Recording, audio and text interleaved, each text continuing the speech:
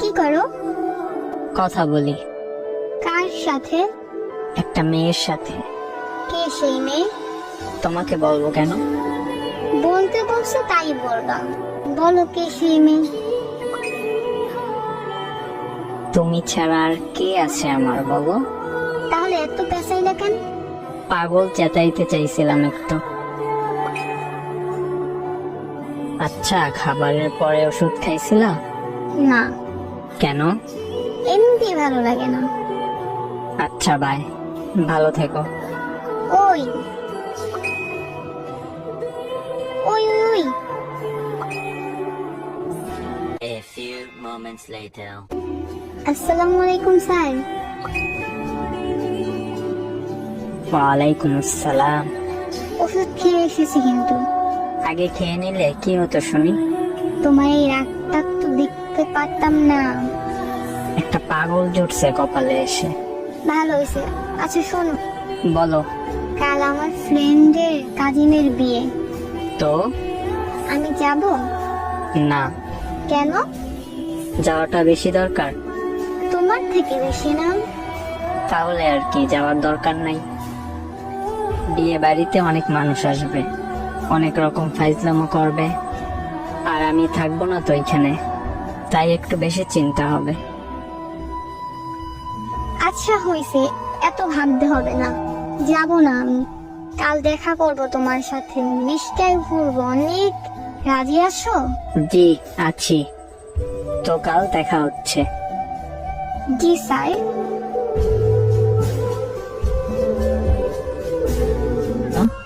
তুমি পায়ে ব্যথা পাইছো কেমনে? পরে গিয়ে। আচ্ছা, এটা না হলে বুঝলাম, তোমার আঙ্গুল কাটলো কিভাবে? সবজি কাটতে গিয়ে। বাহ, মন কই থাকে তোমার? তোমার কাছে। সব দোষ তোমার। সারাদিন তো তুমি আমার মনের মধ্যে ঘুরপাক খাও, তো আমার কি দোষ? আচ্ছা তাই না? হুম। এই শোনো, সাথে নেই আমি তোমার, একটু নিজের খেয়াল রেখো প্লিজ, কারণ তোমার জন্য অন্য একটি মানুষ বেঁচে আছে। জি আচ্ছা, তুমিও তোমার খেয়াল রাখবে, ঠিক আছে? আচ্ছা। আচ্ছা এখন রাখি, পরে কথা হবে। ওকে আমার রাঘু পাখি, ঠিক আছে যাও। পরদিন রেহানা আমাকে আবারও কল দেয়। হ্যালো, বলো। আমি না তোমাকে একটা কথা বলতে চাই। হ্যাঁ আমার রাঘু পাখি, বলো কি বলবা? না মানে, আমি আর এই রিলেশনটা রাখতে পারবো না। মানে কি বলছো তুমি এসব? আমার লগে মজা লাও? হ্যাঁ সত্যি শুনছো, তোমার আর আমার রিলেশনটা কেউ মেনে নেবে না। আমার পরিবারের কেউ আমাদের রিলেশনটা লাইক করে না। তুমি কি যা বলছো ভেবে বলছো? থাকতে পারবা তো আমাকে ছেড়ে? হ্যাঁ আমি যা বলছি ভেবে বলছি। আচ্ছা রাখি, ভালো থেকো। এই শোনো, হ্যালো, কই গেলা? কথা বলো না কেন? হ্যালো। এরপর সে আমাকে ব্লক করে দেয়। টানা 6 মাস আমাদের মাঝে কোনো কন্ট্যাক্ট হয় নাই।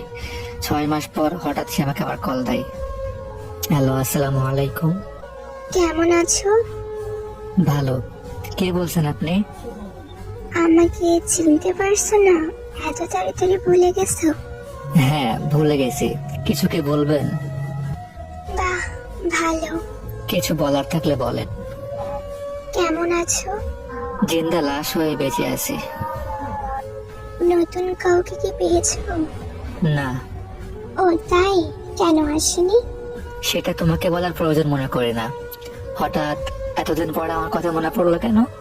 না এমনি। আচ্ছা একটা কথা বলি। হ্যাঁ বলো। তুমি কি এখনো আমার কথা ভাবো? এখনো কি আমাকে ভালোবাসো? না, এখন আর আমার তোমার প্রতি কোনো অনুভূতি নেই, আর এখন তোমাকে ভালোবাসি না, আর তোমাকে মনেও পড়ে না। এখন আমি একা চলতে শিখে গেছি। সরি।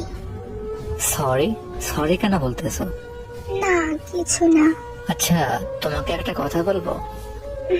বলো। আচ্ছা বলতে পারবা আমি কি এমন দোষ করছিলাম যে আমাকে ছেড়ে অন্য এক ছেলের হাত ধরে চলে গেলা? আমার কি এমন অপরাধ ছিল যে আমাকে কষ্ট দিলা? আমার জীবনটা তো নষ্ট করছো, কিন্তু এখন যে তোমার জীবনে আছে তাকে কষ্ট দিও না প্লিজ। আচ্ছা, এখন যদি আমি তোমার জীবনে ফিরে আসতে চাই তাহলে কি করবে? শোনো, আমি এমন একটা ছেলে যে আমাকে পাবে সে অনেক লাকি, বাট তুমি তো আমাকে বিয়েও হারিয়েছো, তোমার মতো বোকা আর হয় না। প্লিজ ফিরে এসো। তুমি আমারে ঠকাইছো, তার মানে আমি বোকা না। আমি তোমার বিশ্বাস করছি, তাই তুমি আমারে ঠকাইছো। তো তোমার জন্য আমার লাইফ আর কোনো জায়গা নেই। আমি তোমাকে ছাড়া থাকতে পারবো না। যে মানুষটাকে ছাড়া একটা সময় চলতো না, ঠিক তাকে ছাড়া এখন দিব্যি দিন কেটে যায়। যার কণ্ঠ দিনে অন্তত একবার হলেও না শুনে থাকা যেত না, এখন তার কণ্ঠ না শুনে বেশ থাকা যায়। হ্যাঁ, মানুষ পারে, সবই পারে। সময়ের সাথে সাথে আমরা সবই শিখে ফেলি। আসলে শিখে যেতে তারাই বরং বাধ্য করে যায়। এক সময় যার সাথে 3 বেলা নিয়ম করে কথা হতো, এখন আর একবেলাও তার সাথে কথা হয় না। বরং কয়েক বছর কেটে গেল, তাও কথা হয় না। এই মনে একটা সময় কথা বলার জন্য যে কি পরিমাণ ব্যাকুলতা কাজ করত, সেই মন এখন নিষ্ঠুর হয়ে গেছে। হয়তো কেউ একজন নিষ্ঠুর হয়ে যেতে বাধ্য করে গেছে। ফোনে ফুল চার্জ দিয়ে যার জন্য রাখা হয়, আর সেই নেই, তাই ফোনটাতেও তো আর ফুল চার্জ করা হয় না। যদি চার্জ শেষ হয়ে যায়, তাহলে তো সে রাগ করে গাল ফুলিয়ে রাখবে। এই ভয় নিয়ে আর থাকতে হয় না। এভাবেই সে বাধ্য করে গেছে এত অনিয়ম করতে। রাতে তাড়াতাড়ি খেয়ে ঘুমিয়ে যেও, সকালে কিন্তু তাড়াতাড়ি ঘুম থেকে উঠতে হবে। আচ্ছা যাও, এখন ঘুমাও, টেক কেয়ার। এখন এমন করে আর কেউ বলে না। আমারও আর তাড়াতাড়ি ঘুমানো হয় না। ইস, কত অনিয়ম করতে শিখে গেছি আমি। আসলে কেউ একজন নিয়ম শিখিয়ে আবার চলে গেছে, তাই এখন অনিয়ম করতেই ভালো লাগে। আসলে কেউ একজন এভাবেই আমাদের বাধ্য করে চলে গেছে।